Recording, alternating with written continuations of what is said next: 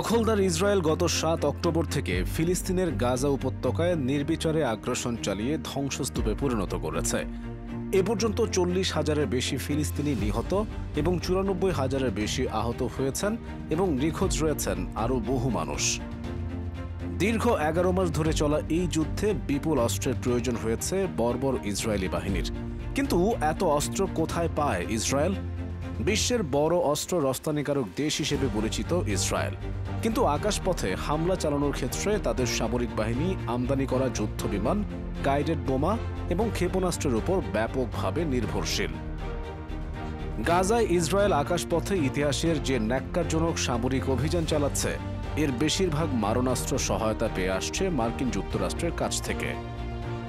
Stockholm international piece research ইনস্টিটিউটের তথ্য অনুসারে ২০১৯ থেকে ২০২৩ সালের মধ্যে ইসরায়েলের প্রধান প্রচলিত অস্ত্র আমদানির ৬৯% এসেছে যুক্তরাষ্ট্র থেকে।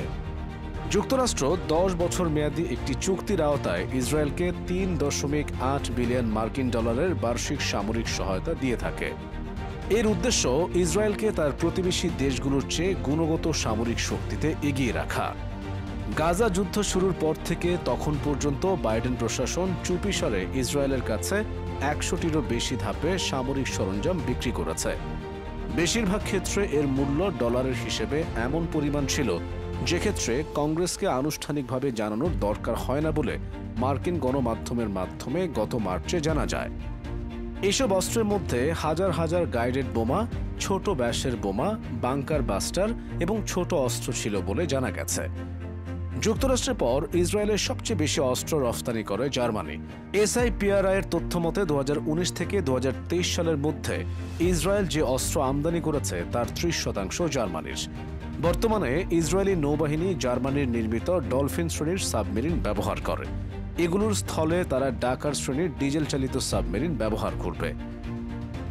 ২০২২ সালে ইসরায়েল ৩টি উন্নত ডাকার শ্রেণীর ডিজেল চালিত সাবমেরিন কিনতে জার্মানির সঙ্গে $৩৩০ কোটি মার্কিন ডলারের একটি চুক্তি করে। এগুলো ২০৩১ সালের পর থেকে সরবরাহ করা হতে পারে। এছাড়াও ইসরায়েল অ্যান্টি ট্যাঙ্ক অস্ত্র এবং স্বয়ংক্রিয় বা আধা স্বয়ংক্রিয় আগ্নেয়াস্ত্রের সরবরাহ পেয়ে থাকে জার্মানি থেকে। গত বছর ইসরায়েলের কাছে ইউরোপীয় দেশটির অস্ত্র বিক্রির আর্থিক মূল্য ছিল $৩৬ কোটি ১০ লাখ মার্কিন ডলার।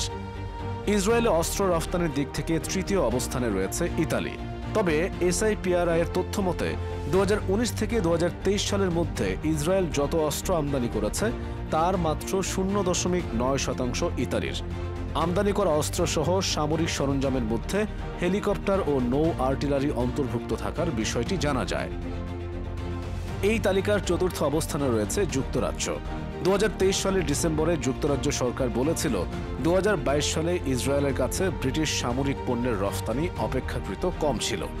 এর পরিমাণ ছিল ৪ কোটি ২০ লাখ পাউন্ড, যা ২০২৩ সালে ১৮.২ মিলিয়ন পাউন্ডে নেমে আসে।